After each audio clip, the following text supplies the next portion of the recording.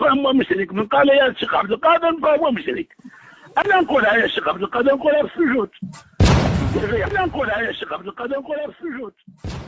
فتجد بعض الجهال يقول لا إله إلا الله، ثم بعدها بقليل يرفع يديه ويقول مدد يا فلان. أين لا إله إلا الله؟ أين لا إله إلا الله إذا كان يقول مدد يا فلان؟ حتى سمعت مرة أحد الأفاضل يقول سمعت رجلا وهو ساجد يقول مدد يا فلان، مع أنه في الفاتحة يقول إياك نعبد وإياك نستعين، أي نعبدك يا الله وحدك ونستعين بالله وحدك. أين إياك نعبد وإياك نستعين إذا كان يقول مدد يا فلان، أغثني يا فلان، أدركني يا فلان؟ هذا الشرك الصرح، دعاء غير الله. والله سبحانه وتعالى يقول ومن أضل ممن يدعو من دون الله من لا يستجيب له إلى يوم القيامة وهم عن دعائهم غافلون، وإذا حشر الناس كانوا لهم أعداء وكانوا بعبادتهم كافرين.